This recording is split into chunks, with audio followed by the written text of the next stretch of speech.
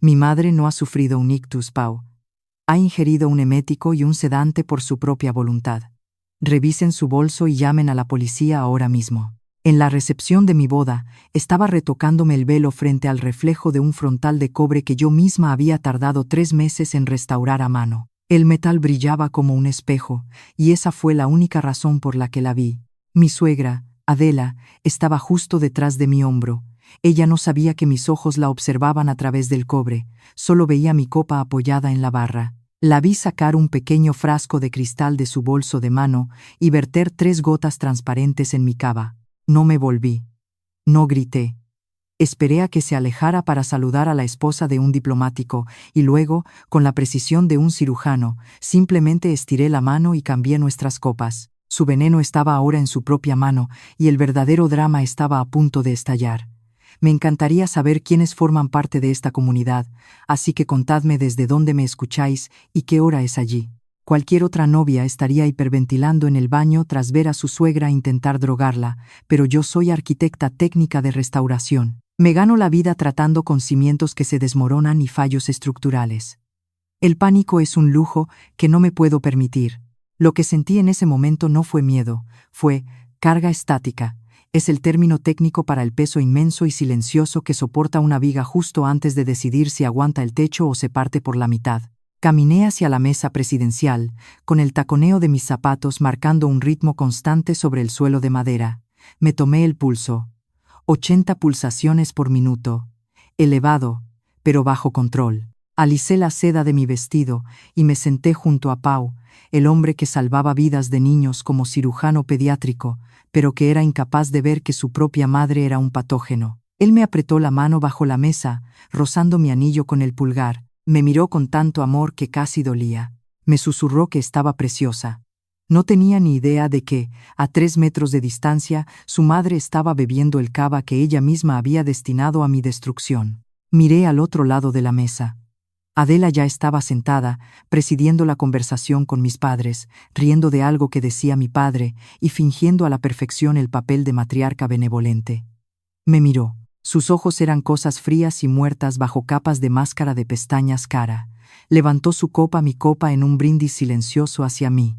Una sonrisita que decía, jaque mate, querida. Ella se creía la arquitecta de este momento. Pensaba que yo solo era una chica con suerte que se había colado en su dinastía, un problema que debía resolverse con un talonario o un frasco de químicos. Cogí mi vaso de agua. Mi mano no tembló. Di un sorbo lento y deliberado.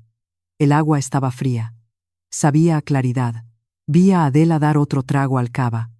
Estaba tan segura de su propia crueldad. Había pasado los últimos 2 años intentando pasarme por encima, tratándome como a una ocupa en la vida de su hijo. Decía que mi trabajo era sucio. Me ofreció una fortuna para que desapareciera, pero olvidó una cosa sobre los arquitectos de restauración. Sabemos exactamente dónde están los puntos débiles y sabemos cuándo una estructura está a punto de colapsar. Dejé el vaso en la mesa, le devolví la sonrisa y esperé. Para entender por qué no la detuve, por qué no la agarré de la muñeca y llamé a la policía en ese mismo instante, hay que entender la arquitectura de nuestra guerra. Esto no fue un crimen pasional repentino, fue la fase de demolición de un proyecto que Adela llevaba gestionando 2 años. Desde el momento en que Pau nos presentó, yo fui una infracción urbanística en su mundo perfectamente curado. Los apellidos de Pau son de lo que aquí llamamos dinero viejo, lo que suele significar que su fortuna tiene polvo y que les aterra cualquiera que trabaje de verdad para ganarse la vida. Conocí a Adela en la inspección de una finca. Yo llevaba botas de seguridad y un casco cubierto de polvo de yeso. Miró mis manos como si fueran contagiosas. Le preguntó a Pau, delante de mí, si estaba contratando al servicio para alguna reforma.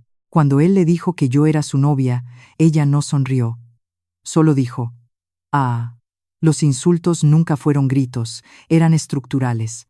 Pequeñas grietas en los cimientos diseñadas para hacerme caer. Olvidaba invitarme a las cenas familiares. Me presentaba a sus amigos como la ayudante de Pau, ignorando mi máster y mi licencia profesional. Pero el verdadero fallo estructural ocurrió hace 6 meses. Estaba sentada en su biblioteca cuando deslizó un sobre color crema sobre la mesa de caoba. Dentro había un cheque bancario por 100.000 euros. Me dijo que era una indemnización por despido. Me dijo: eres una chica encantadora, Mar, pero seamos realistas, eres nueva en esto. Tú construyes cosas, nosotros las poseemos. Nunca estarás cómoda en esta mesa y solo intento ahorrarte la vergüenza de intentarlo. Miré el cheque. Era más dinero del que mis padres ganaban en 2 años. La miré a ella, no lo rompí ni se lo tiré a la cara. Simplemente lo devolví al otro lado de la mesa y dije: creo que infravalora el coste de la mano de obra, Adela, no estoy en venta. Ese fue el momento en que sus ojos cambiaron. Fue cuando dejé de ser una molestia para convertirme en una amenaza, y las amenazas deben ser neutralizadas. En psicología existe un concepto llamado estallido de extinción. Lo aprendí estudiando cómo afecta el estrés a los materiales de construcción, pero se aplica perfectamente a los narcisistas. Cuando un niño se da cuenta de que gritar no le da lo que quiere, no se calla. Grita más fuerte, patea, rompe cosas. Intensifica su comportamiento hasta un pico frenético justo antes de rendirse. Es la última explosión desesperada de energía para obligar al mundo a volver bajo su control. La semana antes de la boda fue el estallido de extinción de Adela. Se dio cuenta de que los sobornos no funcionaron, los insultos no funcionaron. La boda iba a celebrarse, así que aplicó la política de tierra quemada. El martes llamó a la floristería e intentó cancelar el pedido afirmando que la novia había muerto en un accidente de coche. La florista, gracias a Dios, me llamó primero. El jueves la encontré en la suite nupcial inspeccionando mi velo. Cuando se fue, había un desgarro irregular justo en el encaje. Afirmó que se había enganchado con su anillo, pero yo conozco la resistencia a la tracción del encaje francés. Hay que querer romperlo. Arreglé el velo con hilo de oro, una técnica que uso en restauración. No se lo dije a Pau. Sabía que si lo hacía, ella le daría la vuelta a la historia. Me manipularía, me llamaría paranoica y diría que yo estaba estresada e imaginando cosas. Ella confiaba en que su comportamiento era tan demente que ninguna persona racional lo creería. Así que, cuando vi el frasco en la recepción, todo encajó. No era algo aleatorio, no era solo odio. Era la detonación final de su estallido de extinción. No pudo detener la boda, así que decidió arruinar el recuerdo. Quería verme enferma, quería humillarme. Quería demostrar a cada invitado de la alta sociedad en esa sala que yo era débil, desastrosa e indigna del apellido de su familia. Quería un desastre, y yo decidí dejar que ella fuera su propia víctima. El fallo estructural rara vez es instantáneo. Antes de que un edificio colapse, cruje, los remaches saltan, la madera se astilla, solo hay que estar en silencio para oírlo. El salón de la celebración tronaba con los aplausos mientras Pau terminaba su brindis. Estuvo encantador, humilde, perfecto. Se sentó y me besó en la mejilla, susurrando que era el hombre más afortunado del mundo. Entonces la sala se quedó en silencio. El golpeteo de una cuchara contra el cristal resonó como una campana de aviso. Adela se puso en pie. Parecía una reina con su vestido plateado. Sostenía la copa de cava, la del borde dorado, la que ella misma había contaminado. La sala esperaba. Sonrió a los invitados y luego dirigió su mirada hacia mí. Era la sonrisa de un depredador. El matrimonio comenzó.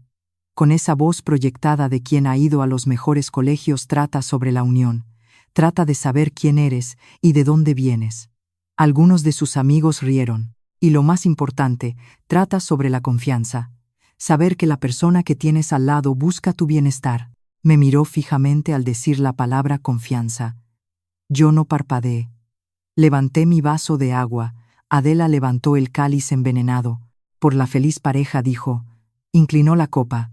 Vi el líquido dorado desaparecer. La vi tragar. Un trago. 2, la vació. Durante un momento, no pasó nada.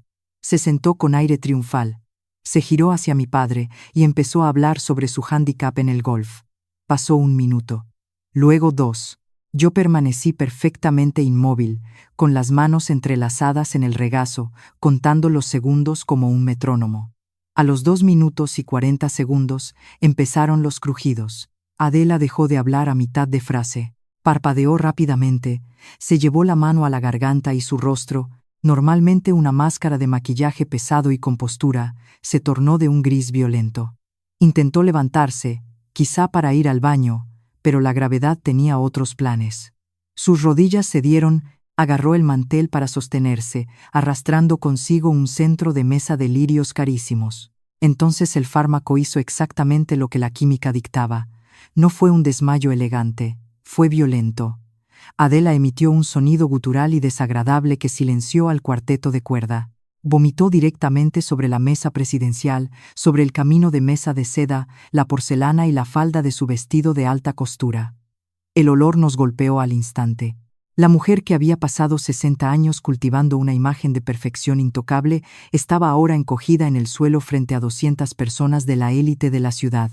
¡Mamá!, gritó Pau, saltando de su silla. Ella lo miró con los ojos muy abiertos y desenfocados, luchando por respirar. No, me siento, balbuceó antes de desplomarse hacia un lado sobre el desastre que había provocado. La sala estalló en caos, pero yo me quedé sentada un segundo más, observando la ruina.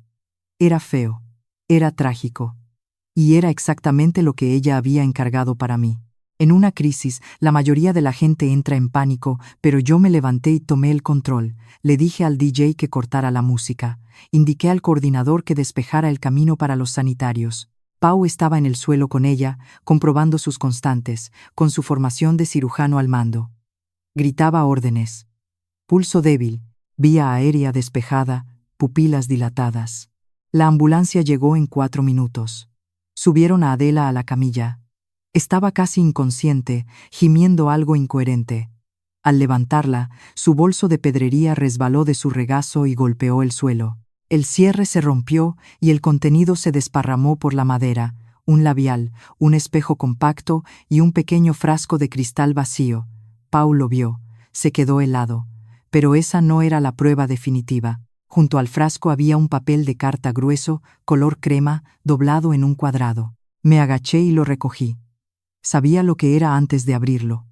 Estaba escrito de puño y letra de Adela, con su elegante caligrafía de trazos curvos. Caminé hacia Pau. Él miraba el frasco con el rostro pálido. Pau, dije. Mi voz era baja, cortando el ruido. Lee esto. Él me miró confundido y tomó el papel. Vi sus ojos recorrer las palabras. Damas y caballeros, debo disculparme por la interrupción. Mi nueva nuera ha luchado durante años contra sus demonios personales. Esperábamos que el estrés de la boda no provocara una recaída, pero parece que el alcohol ha sido demasiado para ella. Por favor, perdonen el desorden. Nos aseguraremos de que reciba la ayuda que necesita. Era un discurso que ella había escrito antes de la recepción. No solo había planeado enfermarme, había planeado la narrativa de mi destrucción. Iba a presentar mi envenenamiento como un colapso por embriaguez o un trastorno alimentario. Iba a tomar el micrófono mientras yo vomitaba para destruir mi reputación para siempre. Vi el cambio en la cara de Pau. Es raro ver a un hombre quedarse huérfano mientras su madre sigue viva. La preocupación desapareció, el pánico se esfumó. Sus ojos se volvieron de hielo. Miró la nota, luego el frasco y finalmente a la mujer de la camilla. Por fin vio la arquitectura de la trampa. Se dio cuenta de que el monstruo no estaba bajo la cama, era quien le arropaba por las noches. Dobló la nota y se la metió en el bolsillo. No me miró a mí, miró al paramédico y fue cuando pronunció aquellas palabras sobre el emético y la policía. El hospital olía a antiséptico y a malas decisiones. Adela fue estabilizada en una habitación privada. Los fármacos salieron de su sistema, pero la toxicidad legal no había hecho más que empezar. La policía esperaba en el pasillo. El oficial Cardona, un hombre que parecía haber visto suficientes dramas familiares para 10 vidas, estaba tomando mi declaración. Yo no necesité ser emocional, solo eficiente. Saqué un archivo de mi teléfono. Mientras cargaban a Adela en la ambulancia, yo ya le había enviado un mensaje al gerente del salón. Como yo misma había restaurado esa finca, sabía exactamente dónde estaban los puntos ciegos y dónde estaba la cámara de seguridad 4K detrás de la barra. Tenía el video en mi bandeja de entrada antes de llegar al hospital. Se lo enseñé al oficial. Marca de tiempo, 14:47. Adela mira alrededor, saca el frasco, vierte el veneno. Era la prueba irrefutable de un delito grave. Pau salió de la habitación de su madre. Parecía 10 años mayor que esa mañana. Pasó por mi lado, pasó junto a su padre que estaba sentado con la cabeza entre las manos y fue directo al oficial. Mi madre está despierta, dijo Pau con voz clínica, distante. ¿Quiere prestar declaración? ¿Ha confesado?, preguntó el oficial. Pau soltó una carcajada seca y sin humor. No. Me ha dicho que lo hizo para salvarme, que Mar era una cazafortunas que estaba arruinando el linaje de la familia. Me ha dicho que algún día se lo agradecería. Observé a Pau. Este era el momento, el cable se iba a romper o nos iba a estrangular. Adela había jugado su última carta, la defensa de una madre sabe lo que es mejor. Confiaba en 30 años de culpa y obligación para que él retirara los cargos. Pau metió la mano en el bolsillo de su esmoquín y sacó el papel color crema. La evidencia de la premeditación, dijo Pau, entregándole el papel. Mi madre no solo intentó agredir a mi esposa, planeó un asesinato de reputación. Escribió esto antes de que empezara el banquete. Esto demuestra la intención. Pau, no lo hagas, susurró su padre desde la silla. Es tu madre. Pau se giró hacia él. No dijo, es una criminal. Y si paga su abogado, eres su cómplice. Se volvió al oficial. Voy a presentar cargos y solicito una orden de alejamiento inmediata para mi esposa y para mí. Le vi firmar la declaración. Fue lo más romántico que había visto nunca. No solo me eligió a mí, amputó el miembro que nos estaba matando. La cortó con la precisión de un cirujano extirpando un tumor. No hubo lágrimas, solo el sonido del bolígrafo sobre el papel, finalizando el divorcio entre un hijo y su origen tóxico. Han pasado 12 meses desde la boda. Adela cumple una condena de 24 meses por agresión agravada y puesta en peligro temerario. Su abogado intentó alegar enajenación mental, pero la nota escrita a mano destruyó esa defensa. No puedes alegar locura temporal cuando has redactado un comunicado de prensa sobre ello con 3 días de antelación. Pau y yo no nos mudamos a la finca familiar, compramos una casa para reformar en el otro lado de la ciudad. Tiene buenos cimientos, pero necesita trabajo, igual que nosotros. Ahora mismo estoy sentada a la mesa de la cocina trabajando en un cuenco que rompí la semana pasada. Uso una técnica japonesa llamada kintsugi. No escondes las grietas. Las rellenas con una laca mezclada con oro en polvo. La filosofía es que la pieza es más hermosa por haber sido rota. La rotura es donde reside la fuerza. Durante mucho tiempo pensé que un matrimonio perfecto significaba la ausencia de conflictos, superficies lisas y días fáciles. Pero Adela me enseñó algo valioso. Intentó destrozarnos. Intentó encontrar los puntos de estrés y golpearlos hasta que nos desmoronáramos. Pero calculó mal los materiales. Cuando nos sentamos en aquella sala de espera del hospital viendo cómo la policía se la llevaba esposada, Pau y yo no nos rompimos. Nos fundimos. El trauma no dejó una cicatriz, dejó una costura de oro. Confiamos el uno en el otro con una profundidad que la mayoría de las parejas nunca alcanzan porque nunca son puestas a prueba. Sé con absoluta certeza que él me elegirá a mí, y él sabe que yo veré las amenazas ante las que él está ciego. Termino el cuenco. Las líneas de oro atrapan el sol de la tarde, brillando más de lo que nunca brilló la cerámica original. Es imperfecto, es irregular y es inquebrantable. Si creéis que los familiares tóxicos no merecen un asiento en vuestra mesa, dadle a me gusta y compartid esta historia. Y contadme en los comentarios, ¿qué es lo más mezquino que ha hecho un pariente en una boda a la que hayáis asistido?